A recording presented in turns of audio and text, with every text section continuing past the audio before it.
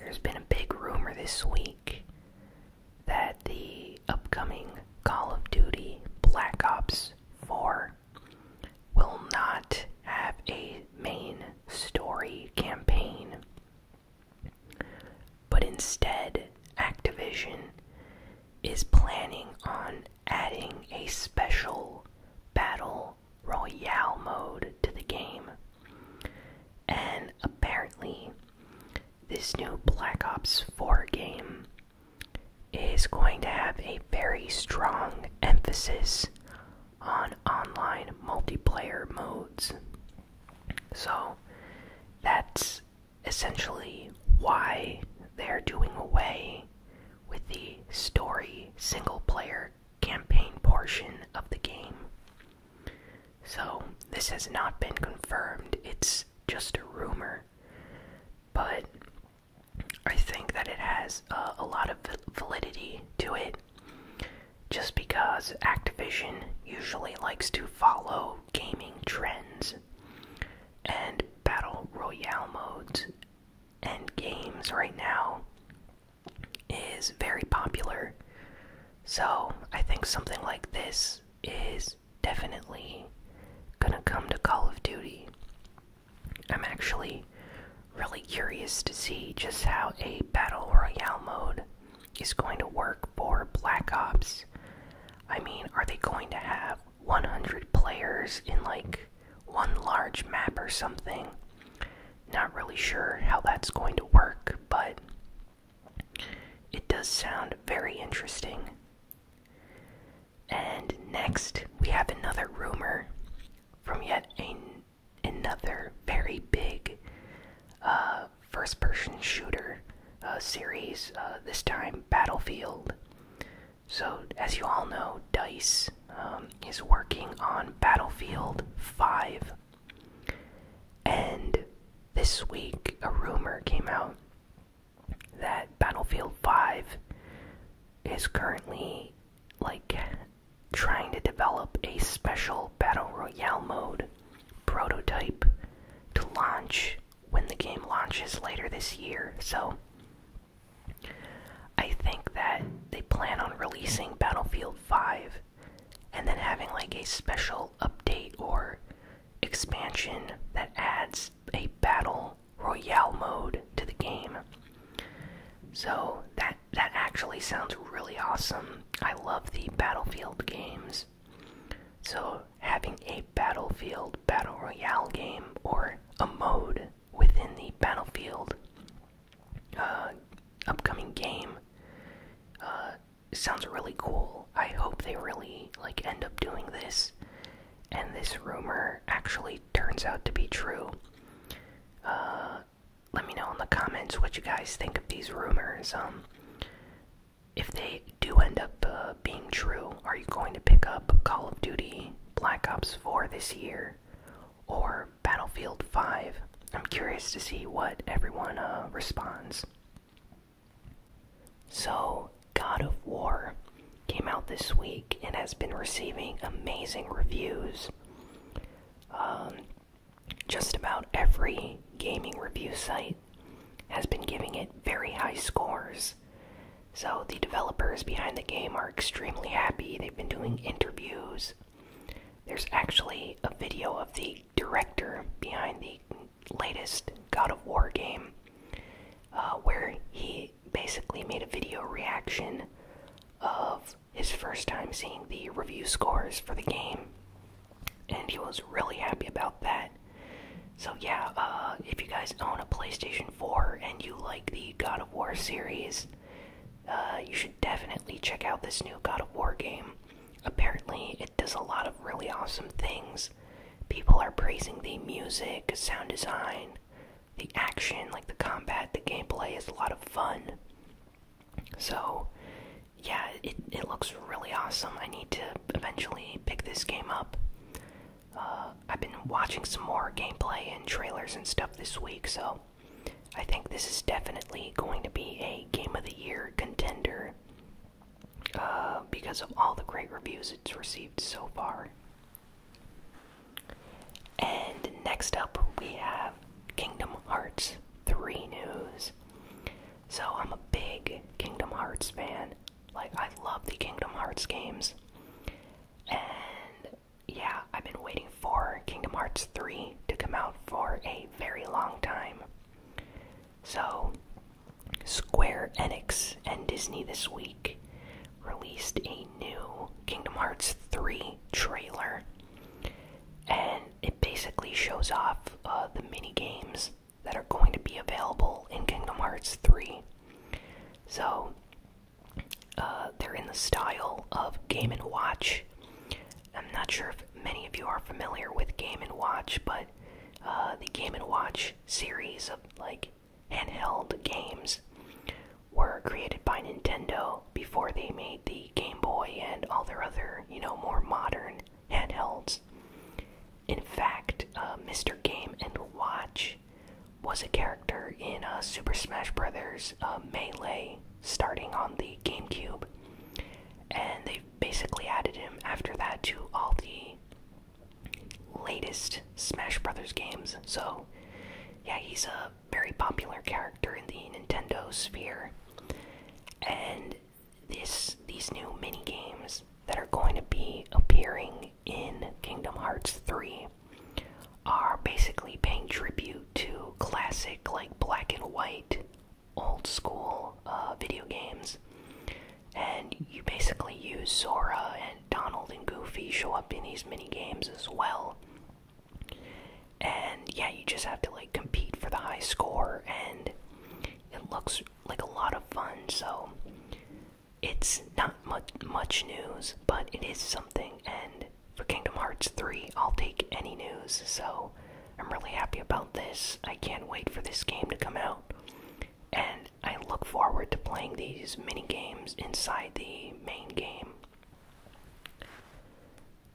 So, Shenmue 1 and 2 are getting a remaster in HD for the PC and PlayStation 4, as well as the Xbox One. And this is the first time that these two games are getting re-released in HD for the West. So, this is really good news. Finally, people that have never had the chance to play any of the Shenmue games will now be able to play through the first two games in the series. And Sega has confirmed that these two games will be coming out later this year, before the release of the next game in the series, which is Shenmue 3. So, yeah, for anyone that has never played any of the Shenmue games, highly recommend you go check out some gameplay, maybe some trailers, and just see if these games are something that you would like, because I think they're a lot of fun.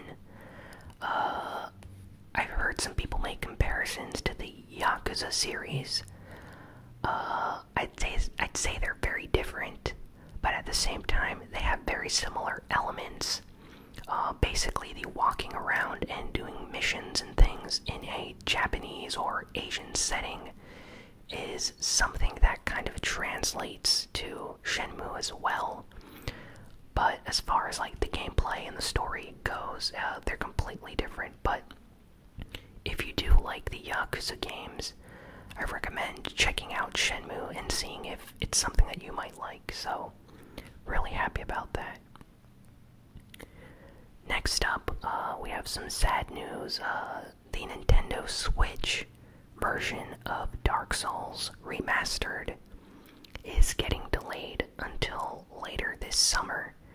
So the game was initially going to come out in May, on May 25th, but for some reason they had to delay this version of the game, and it's only the Nintendo Switch version. So yeah, I guess Nintendo fans will just have to wait a few more months until they can play this game, which is kind of disappointing since I really wanted to pick this game up for the Switch. They will still be having the early, network beta test on May 25th, though. So, yeah, even though the game's not coming out on the Switch, it's still going to be having the beta test trial, so fans will be able to try out the game and see how it is. So at least that's nice. Bethesda, the developers behind Doom,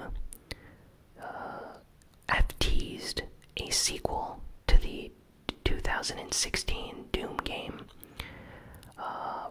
Really amazing game. I think it's one of my favorite like first-person shooters this generation. They did a really good job with that game. Like the music, the art design, just everything about that game is a lot of fun. So what happened was they were interviewing some people over at Bethesda about what they were going to be bringing to E3. And one of the guys mentioned that there's going to be Hell on Earth, or something along those lines. And the second Doom game back in the 90s was actually called Doom 2 Hell on Earth. So people are assuming that there's going to be a sequel to Doom coming out at E3 in an announcement or something like that. So I really hope this turns out to be true and Bethesda is not just trolling everyone, but a new Doom game is definitely something I really want. So hopefully it gets announced and we get a really awesome trailer. Bandai Namco has trademarked the title for a Xenosaga 3 game. So back on the PlayStation 2, there was a Japanese role-playing game series. I love RPGs, by the way. And it was called Xenosaga, and basically it was a 3-part RPG series. There was Xenosaga 1, 2, and 3. And after that, they've never released any other Xenosaga games. They've actually become quite rare and difficult to buy on the PlayStation 2 since it's fairly old right now. And fans have been asking for an HD remaster for many years. Finally, this week, some information came out that Bandai Namco has been like trademarking and licensing stuff about the original game, which has led a lot of people to believe that maybe they're going to do a like HD collection or remaster of the original trilogy for modern systems. So hopefully they're not just renewing their trademarks, but they're actually going to be releasing this Xenosaga series for the PlayStation 4. If they do this, I'm going to be very happy, and I'm going to be buying these games on day one. I had a lot of fun playing these RPGs when they came out, and they're among my favorites, I think, for the PlayStation 2, along with the Final Fantasy, Kingdom Hearts, and Shin Megami Tensei and Shadow Hearts games. Sega had a special event this week where they announced their future plans for upcoming games.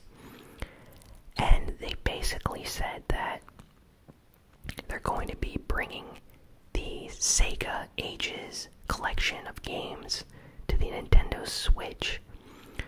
So what this means is the Switch is going to start receiving classic Sega Genesis games on the system. So games like Phantasy Star 2, Streets of Rage 2, Sonic the Hedgehog 2, other famous Sega Genesis games are going to be getting upgraded, like special remastered releases on the Switch system. So fans of these games are going to be able to purchase them and play them on their Switch.